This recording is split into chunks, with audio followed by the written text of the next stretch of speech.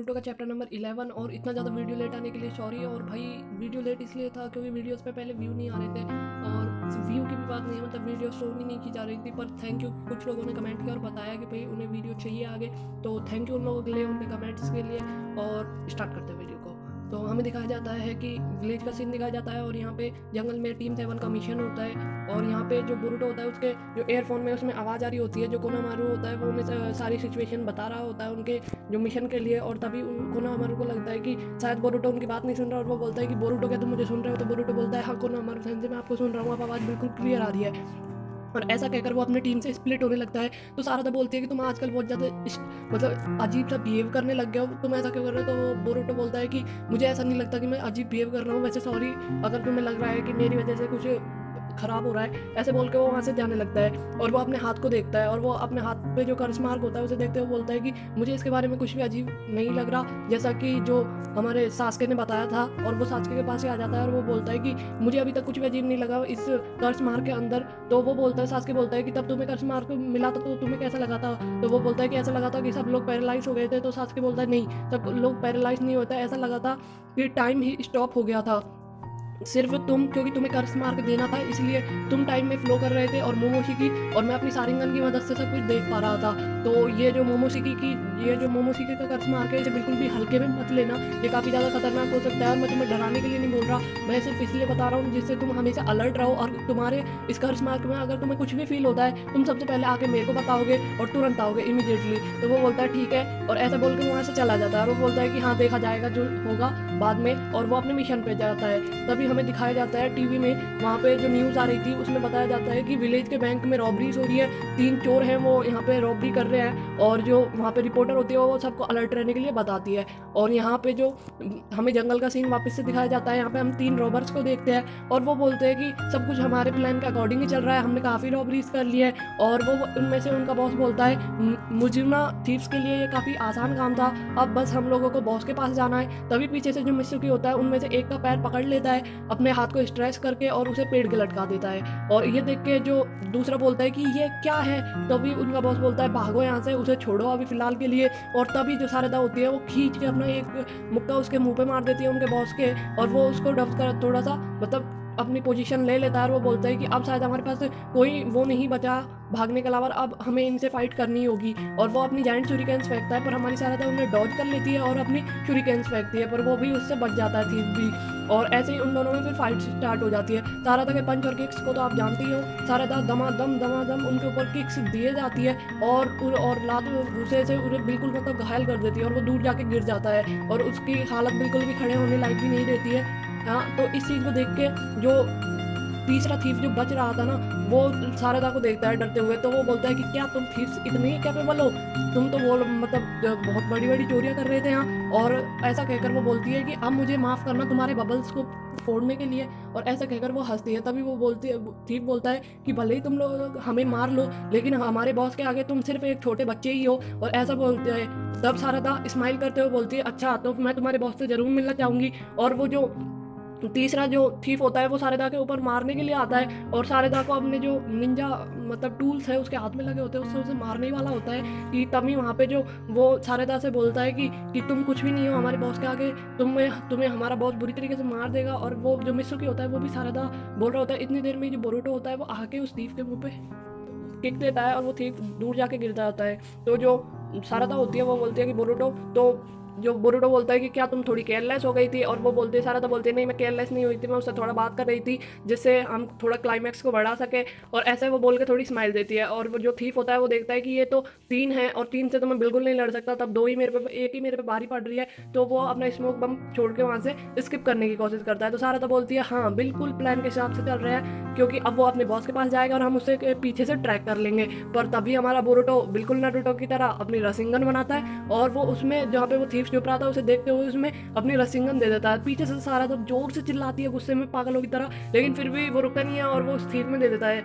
तब मोमोशिकी सारिंगन से नहीं बच पाई, तो ये तो फिर भी ऑर्डिनरी थीफ था। और इसे देख के जो सारदा बिल्कुल पागल हो जाती है। वो बोलती है कि मतलब ही क्या है प्लान का, जब हम लोगों को ऐसे ही लड़ना था, ऐसे तो हम बिना प्लान के भी आ सकते थे, इतना टाइम वेस्ट हमने प्लान बनाने में क्यों किया? क्या तुम बेवकूफ़ हो? क्या तुम पे कुछ आता नहीं है? ऐसे बोल के वो बहुत ज़्यादा उस पर गुस्सा कर रही होती है। तो वो बोलते हैं, जब सारदा बाद में बोलती है कि तुम्हें एक सपोर्ट रोल निभाना होता है प्लान के अंदर, तुम अपनी मर्जी से कुछ नहीं नहीं कर सकते और ऐसा कह रही होती है। बोरुटो को अच्छा खासा सुना रही होती है तो बोरुटो बोलता है हाँ हाँ ठीक है, और ऐसे ही वो लोग अपने बारे में बात कर रहे होते हैं। आपको ज़्यादा डिटेल में करना है तो आप पढ़ सकते हो, नहीं तो ये चैप्टर बहुत ज़्यादा लंबा होने वाला है क्योंकि इसमें बहुत ज़्यादा मतलब सीन्स में कन्वर्सेशन हुई है, तो आप लोग पढ़ भी सकते हो जिसको पढ़ना है। वैसे मैं ज़्यादातर चीज़ें डिटेल में समझा ही रहा हूँ। तभी वहाँ पे कोनोहामारू आ जाता है और वो बोलता है कि क्या मैस चल रहा है, चलो कोई बात नहीं, तुम लोगों ने अपना जॉब अच्छी तरीके से कर लिया है, अब तुम जाके जा सकते हो और कोई दिक्कत नहीं है। और ऐसा कह के वो वहाँ से चले जाते हैं। हमें सीन दिखाया जाता है फिर उगा के ऑफिस का, और यहाँ पे जो वो लोग बात कर रहे होते हैं काटासुकी के बारे में। काटासुकी यही आदमी था जिसकी जो निंजा टूल्स बनाता है, जिसको नहीं पता।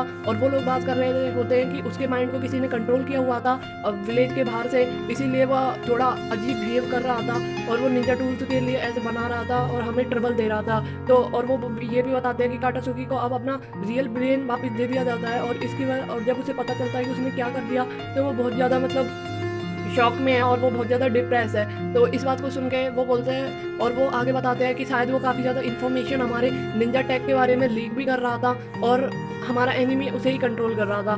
तो वो बोलता है कि बोरुटो का जो निंजा टूल उसने मतलब यूज़ किया था, क्या उसके पीछे भी इन लोगों का हाथ हो सकता है? तो वो बोलता है नहीं, उनके पीछे उन लोगों का हाथ नहीं हो सकता, क्योंकि कोई किसी को कंट्रोल करे तो एक को ही कर सकता है, चाहे कितना ही पावरफुल हो। अगर वो ज़्यादा लोगों में स्प्रेड होगा, वो कंट्रोल करेगा ज़्यादा लोगों को, तो उसका जो पावर है वो कम पड़ सकता है और वो छूट भी सकता है उसके कंट्रोल से। तो इसीलिए मुझे नहीं लगता कि बोरुटो को भी उसने कंट्रोल किया था।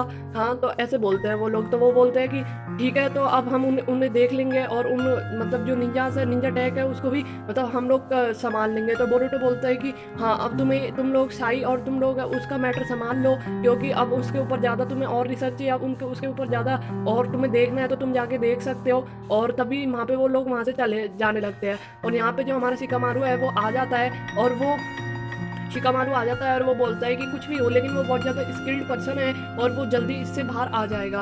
और ऐसे वो समझा रहा होता है काटासुकी के बारे में कि वो काफ़ी स्किल पर्सन है। और तभी वहाँ पे जो कागे ऑफिसर इस पर नॉक होती है और वहाँ पे ट्रुप कोनोहामारू आती है और वो बोलती है कि मिशन कंप्लीट हो गया। वो एक रिपोर्ट देती है, मिशन कंप्लीट हो गया, तीनों थीव्स को पकड़ लिया गया है। और इस बात को सुन के बोरुटो खुश हो जाता है कि नहीं, नारुतो खुश हो जाता है कि बोरुटो और उसकी टीम ने वो कर दिखाया। तो अभी जो शिकामारू होता है वो उससे पूछता है कि हाँ, नॉट बैड, ऐसा बोलते हैं। और वो बोलता है कि क्या तुम्हारे पास लाइटर है?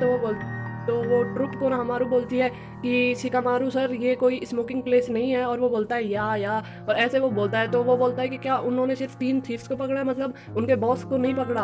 अगर उन बॉस को नहीं पकड़ा तो ये तो बुरी बात है, ऐसे वो बता रहा होता है। तो जो नारुतो होता है वो भी टेंशन में लिए होता है उसके बॉस को, और हम उसके बॉस के बारे में जान पाते हैं कि वो बिंगो बुक में टॉप नंबर पे है। और उसकी स्किल्स ये है कि वो बॉडी को और ना कि वॉइस को ही किल कर देता है दूसरे आदमी की को, और खुद ले लेता है, बल्कि वो मेमोरीज को भी अपने अंदर स्टोर कर लेता है। तो उसे कोई भी मतलब पहचान नहीं पाता अगर वो ट्रांसफॉर्म हो जाए, क्योंकि उसके पास मेमोरीज, वॉइस और उसकी बॉडी सब कुछ होता है। तो इस बात को सुन के वो थोड़ा टेंस होता है। और वो तभी जो शिकामारू होता है वो बोलता है कि इस सब इशू को तुम मुझ पर छोड़ दो, तुम आज उस पर ध्यान दो जो लैंड ऑफ फायर से तुम्हारी मीटिंग है। और वो बोलते क्या आज है वो मीटिंग? वो बोलता है कि शिकामारू बोलता है कि मैंने तुम्हें कितनी बार याद दिलाया, तुम क्या भूल जाते हो क्या यार नारुतो की, आज ही तो तुम्हारी मीटिंग है। और वो ऐसे बोलता है कि लैंड ऑफ फायर के साथ मीटिंग है, अब तुम ऐसा करो मत, अब चलो, अब तुम्हारी मीटिंग है, कितना दिन तुम उन लोगों को वेट कराओगे, आखिर वो भी लैंड ऑफ फायर के किंग है। ऐसे वो बोल रहा होता है। तभी हम देखते हैं लैंड ऑफ फायर में पहुंच जाते हैं और यहाँ पे हमें देखते हैं कि जो एक आदमी होता है वो बात कर रहा होता है, हाँ ठीक, हाँ समझ गया मैं सिचुएशन को, मैं सब कुछ हैंडल कर लूंगा। वो ऐसे बात कर रहा होता है। और तभी हम देखते हैं कि एक लड़का उन्हीं के पास आके उनसे कुछ बोल रहा होता है। तभी बोलता है कि डैडी, और वो बोलता है कि क्या तुम मुझे एक और स्टोर से अर्लियर जो मैंने एक कार्ड खरीदा था उसे देख सकते हो? तो वो जो नारुतो का जो बचपन वाला कार्ड होता है उसे दिखाता है। वो बोलता है टाडा से मैंने ये खरीदा उस स्टोर से और ये वाला कार्ड निकला, देखो आप। तभी उसका डैडी बोलते हैं कि अरे मेरे को काफ़ी ज़्यादा काम है और मैं अभी बिजी हूँ, मैं ये बाद में कर लूँगा। और वो अपने बेटे से सॉरी बोल देता है।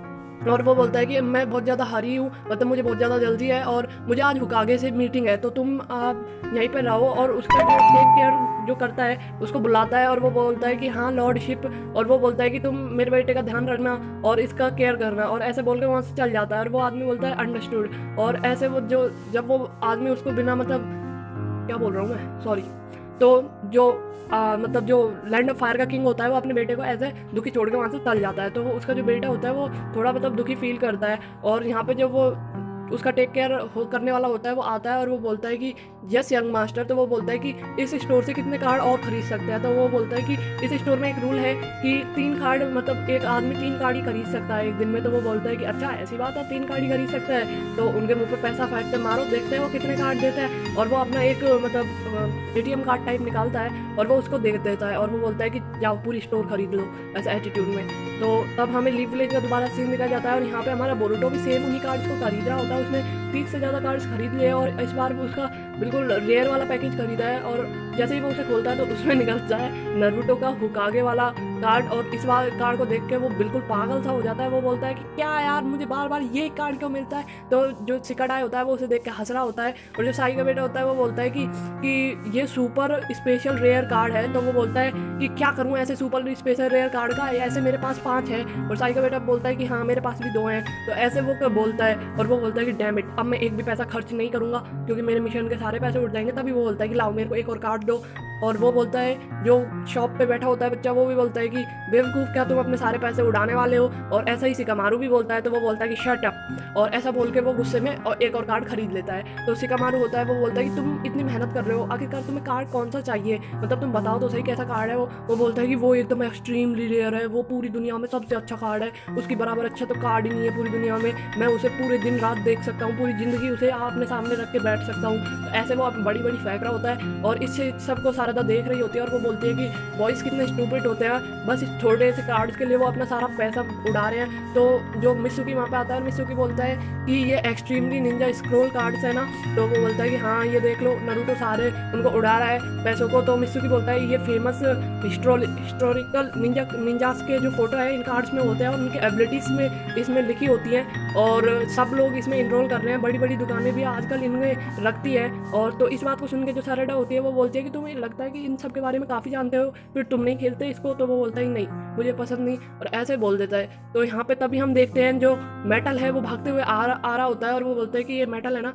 सिकाडाई बोलता है मेटल है ना। तो वो सब बोलते हैं हाँ क्या क्या गलत हो गया। तो जो बोरुटो होता है वो बोलता है जरूर कोई ट्रेनिंग के लिए मैसेज लेके आया होगा। और वो बोलता है कि मेटल की एग्जैक्टली मैं ट्रेनिंग के लिए ही मैसेज लाया हूँ, वो ना हमारे सेंसे तुम्हें अभी इमीडिएटली बुला रहे हैं। और वो बोलता है कि सेंसे मुझे बुला रहे हैं अभी, इतनी जल्दी क्यों। और वो वहाँ से पूरी अपना गंदा सा फेस बनाते हुए कोना हमारू के पास पहुँच जाता है और वो बोलता है कि आप कम से कम मेरे मिशन में जो रिलैक्स टाइम है उसको मतलब ख़राब ना करें। तो वो बोलता है हाँ बोरुटो तुम्हें बुलाने के लिए इतना जल्दी सॉरी, लेकिन मैं तुम्हें किसी से मिलाने वाला हूँ। और बोलता है देखो ये कौन है। तो बोलते हैं कि ये सन ऑफ लैंड का मतलब सॉरी गाइस, मैंने स्क्रिप्ट नहीं बनाई, सही बात तो ये है आज के लिए। और स्क्रिप्ट नहीं, मैंने स्क्रिप्ट थोड़ी बहुत बनाई भी, पर इतना ज़्यादा मैंने जल्दी बना ली क्योंकि मैंने सुबह ही मैसेजेस देखे और मैं काफ़ी ज़्यादा उनसे खुश हो गया कमेंट से, इसलिए मैंने जल्दी से वीडियो बनाने के लिए करा, तो उसके लिए सॉरी। और कोना हमारू कहता है कि मैं तुम्हें किसी से मिलाना चाहता हूँ और वो है लैंड ऑफ फायर का जो मतलब वहाँ के किंग है उनका बेटा, और इसका नाम मादोका टेंट, तो पता नहीं क्या अजीब सा नाम है। हाँ तो ये है, और उसे देखकर बोरुटो उसे देखता रहता है। तभी वो खड़ा होकर बोलता है कि honour to meet you Boruto, और वो अपने हाथ को उसके तरफ बढ़ाता है और वो बोरुटो भी उससे हाथ मिलाते हुए बोलता है कि तुमसे मिलकर अच्छा लगा, मेरा नाम बोरुटो उजुमाकी बोरुटो है। और ऐसे वो बोलता है। तब वो जो बच्चा होता है वो उसके कपड़ों को देखते हुए बोलता है कि तुम साइमन तुकागे के मतलब लड़के हो, लेकिन फिर भी तुम्हारे क्लोथ कितने मतलब पुराने टाइप के हैं, पुराने फैशन टाइप के, पर कोई दिक्कत नहीं, जितना तुम हार्ड वर्क करोगे तुम्हें जल्दी जॉब मिल जाएगी और तुम्हारी स्किल्स भी अच्छी होंगी, तब तुम पैसे कमा लोगे और अपने लिए अच्छे कपड़े खरीद लोगे। और इस बात को सुन के जो बोरुटो होता है उसका दिमाग धीरे धीरे खराब हो रहा होता है। वो बोलता है कि ये क्या बला लग गई है मेरे सर। और वो बोलता है कि कौन हमारा सेंस है, आपने मुझे यहाँ क्यों बुलाया, पहले ये बताओ। तो वो बताता है कि बोरुटो तुम्हारे पास एक मिशन है, तुम इसके बॉडीगार्ड बनने वाले हो और ये मिशन आज से कुछ दिनों तक रहेगा। तो बोरुटो शॉक हो जाता है, बोलता है कि बॉडीगार्ड, मैं बॉडीगार्ड। वो चिल्लाते हुए बोलता है कि मुझे क्यों बुलाया बॉडीगार्ड के लिए, यहाँ पे सारादा और मित्सुकी वहाँ पे पूरे मजे ले रहे होंगे और मुझे बॉडीगार्ड के लिए बुलाया, उनमें से किसी को क्यों नहीं बुलाया। जब वो बोलता है कि इस किड ने तुम्हारा ही नाम लिया था इसलिए तुम्हें बुलाया।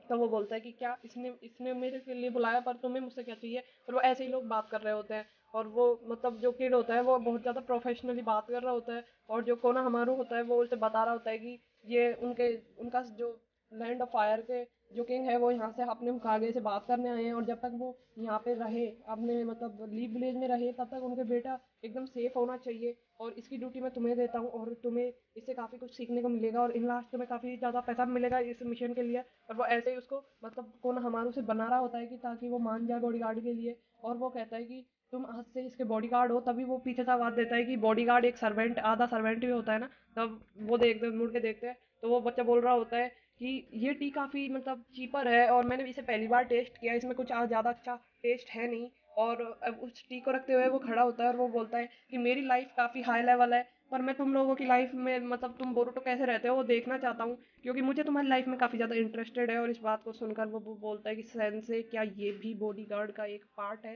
वो बोलता है कि हाँ हाँ, ये भी एक बॉडीगार्ड का पार्ट है, तुम्हें काफ़ी कुछ सीखने को मिलेगा इससे लास्ट में। और वो ऐसे ही बोल रहा होता है और बोरुतो बोलता है इट्स रियली सॉरी, है ना। तो बोरुतो बोलता है कि ये मेरे साथ ही क्यों हुआ?" और तभी वो बच्चा उसे फिर से चिढ़ाते हुए बोलता है, "pleasure to meet you Boruto." और थैंक यू इस वीडियो के आपने अगर एंड तक देखा है तो।